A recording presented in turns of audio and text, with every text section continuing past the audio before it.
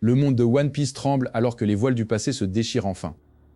Au centre de cette tempête se trouve une figure légendaire que nous n'avons pas vue depuis des décennies. Scopper Gaban, le bras gauche du roi des pirates, sort enfin de l'ombre pour témoigner de l'histoire. Il détient la clé d'un secret que même Goldé, Roger, n'a pu que murmurer avant sa mort. Quel est cet acte de foi qui lie l'ancien équipage de Roger au futur d'Elbaf? Tout commence par la reconnaissance de la véritable nature de la forme Gear 5 de Luffy. Ce n'est pas seulement une transformation, c'est l'incarnation d'une divinité oubliée par les siècles. Gaban a observé de loin la montée en puissance de ce nouveau guerrier de la libération.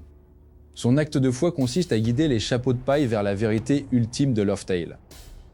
La forme blanche de Nika n'est pas le fruit du hasard, mais une nécessité biologique et spirituelle. Les archives du siècle oublié suggèrent que le blanc représente l'absence totale de contrôle du gouvernement mondial. Gaban sait que cette pureté est la seule chose capable de briser les chaînes de l'abysse. Mais pourquoi a-t-il attendu si longtemps pour faire son apparition? La réponse réside dans la préparation du terrain pour la guerre finale.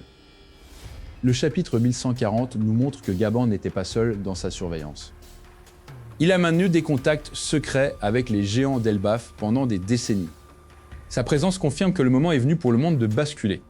La forme blanche de Nika émet une fréquence que seuls les anciens peuvent percevoir. C'est cet appel qui a réveillé les derniers membres de l'équipage de Roger. Gaban porte sur son dos le poids d'une promesse faite il y a 20 ans. L'analyse du chapitre révèle des détails cachés dans les arrière-plans des cases. On y voit des navires arborant des insignes oubliés naviguant vers Elbaf. Gaban s'apprête à tester la détermination de Luffy avant la grande confrontation. Est-ce un duel de passage ou une simple transmission de savoir? La forme blanche est la preuve irréfutable que le temps de l'attente est révolu. Les historiens d'Ohara avaient prédit ce retour sous une forme de pureté absolue. Gaban se souvient des paroles de Roger concernant l'homme qui les surpasserait tous. Il voit en Luffy cette étincelle divine qui peut consumer l'oppression. L'acte de foi est aussi un sacrifice car Gaban sait qu'il s'expose désormais au regard d'Imu. Le gouvernement mondial ne peut laisser un tel témoin de l'histoire en liberté. La connexion entre la forme blanche et l'arbre Yggdrasil d'Elbaf devient évidente. Gaban prépare Luffy à absorber l'énergie de l'île des géants. C'est une révélation qui change totalement notre compréhension des fruits du démon. Le blanc n'est pas une couleur, c'est la convergence de tous les rêves de l'humanité. Gaban a gardé cette vérité scellée dans son cœur pendant des décennies. Mais alors que les chevaliers divins se mobilisent, il n'y a plus de temps pour les secrets. Chaque pas de Gaban vers les chapeaux de paille rapproche le monde de l'apocalypse. Les théories suggèrent que Gaban possède un dernier poneglyphe de route cachée. Sa loyauté envers Roger est mise à l'épreuve par les nouvelles générations. Il sait que Luffy doit devenir plus qu'un pirate pour vaincre ce qui arrive. La forme blanche commence à scintiller d'une manière inquiétante alors que Gaban s'approche. Un lien télépathique semble s'établir entre l'ancien guerrier et le nouveau dieu. L'acte de foi final est sur le point d'être accompli dans le sang et la lumière. Mais alors que la vérité éclate, une ombre plus vaste s'étend sur Marijois. Les chevaliers divins ont senti la perturbation et ils ne resteront pas les bras croisés. Gaban s'arrête brusquement, sentant une présence qu'il n'avait pas prévue. Quelque chose s'est réveillé dans l'abysse, quelque chose que même Nika craint. Le ciel d'Elbaf se déchire, révélant une vérité plus sombre que toutes les légendes. Gaban murmure un nom que personne ne s'attendait à entendre aujourd'hui. Alors que la forme blanche de Luffy commence à se consumer, le véritable danger apparaît enfin à l'horizon. La brume se dissipe lentement pour révéler les silhouettes imposantes qui surplombent le champ de bataille d'Elbaf. Ce ne sont pas de simples soldats, mais les gardiens ultimes de l'ordre mondial établi par le gouvernement mondial. Les chevaliers divins émergent enfin de l'ombre de Marijois pour réclamer leur autorité sur les terres rebelles. Au centre de cette garde d'élite se cache un secret que même les doyens n'osent évoquer qu'à voix basse. La marque de l'abysse n'est pas une simple cicatrice de guerre, mais un stigmate de loyauté éternelle envers le trône vide. Chaque membre de cette hiérarchie féodale possède un domaine spécifique sur lequel il règne avec une main de fer. Le premier des chevaliers lève son épée, dont la lame semble forgée dans une matière inconnue provenant des profondeurs. Cette arme est capable de trancher non seulement la chair, mais aussi la volonté même des utilisateurs de haki. Les légendes racontent que ces guerriers ont été formés dans l'Abysse, un lieu situé sous les racines de Redline. Là où la lumière du soleil ne pénètre jamais, ils ont appris à maîtriser des techniques oubliées depuis le siècle oublié. Leur structure sociale est calquée sur un système de caste draconien où la force brute détermine le rang. Le plus haut gradé parmi eux, surnommé le juge de l'Abysse, détient le droit de vie et de mort sur les dragons célestes.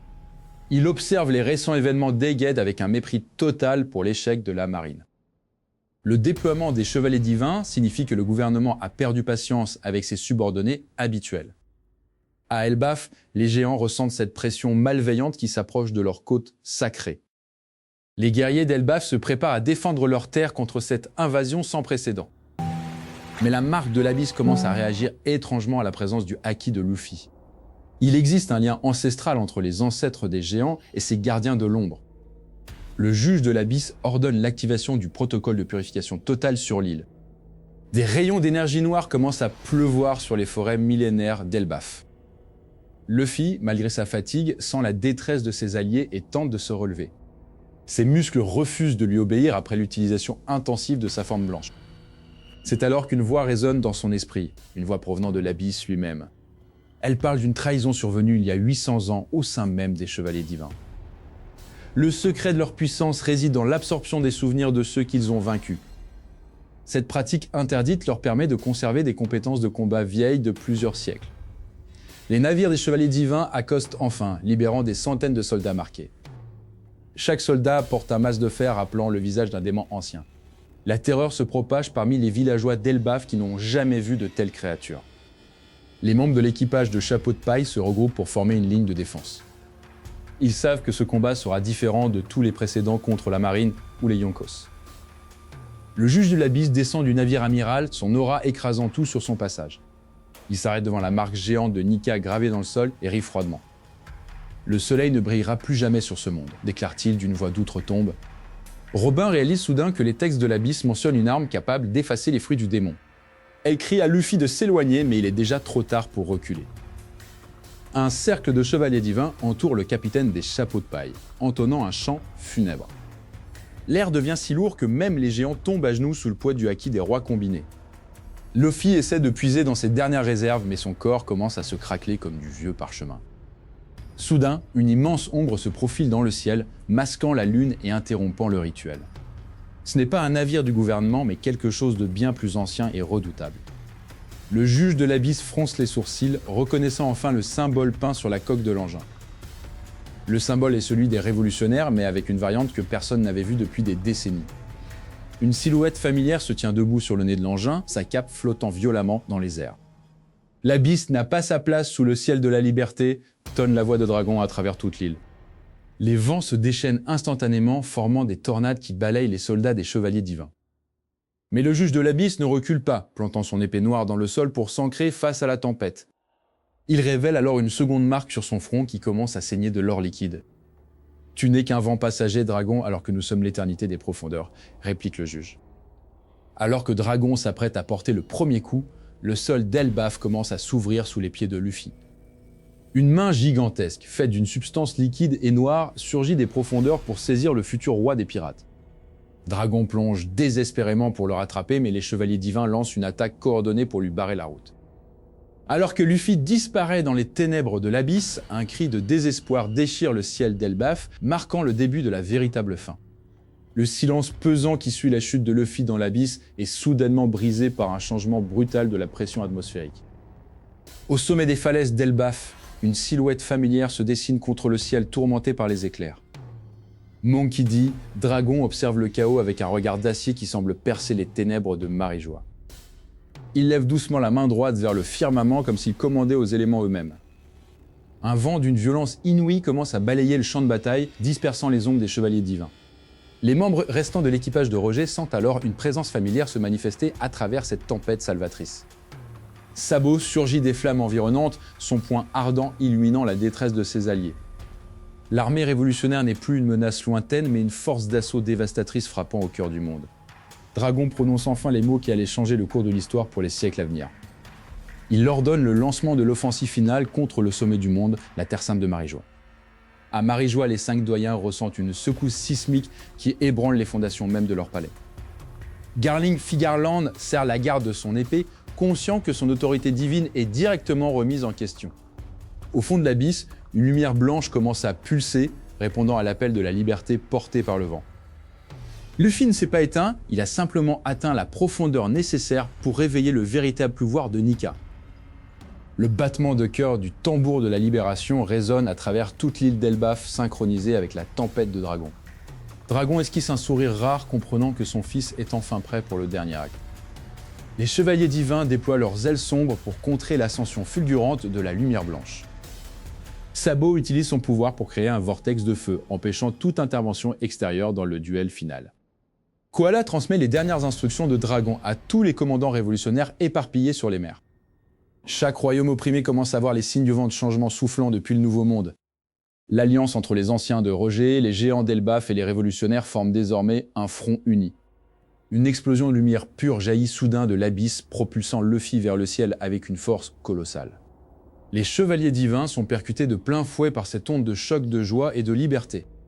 Luffy rit aux éclats, son rire résonnant comme une mélodie qui dissipe la peur des habitants d'Elbaf. Dragon regarde son fils et lève son poing vers le ciel en signe de reconnaissance mutuelle. Il est temps de mettre fin à 800 ans d'injustice et de mensonges gravés dans la pierre. Le combat s'engage simultanément sur plusieurs fronts à travers Grand Line, coordonné par le génie tactique de Dragon. Skopergaban déchaîne ses haches contre les derniers remparts de la marine protégeant l'accès à la Red Line. Les dragons célestes paniquent alors que les nouvelles de l'invasion parviennent à leurs oreilles privilégiées.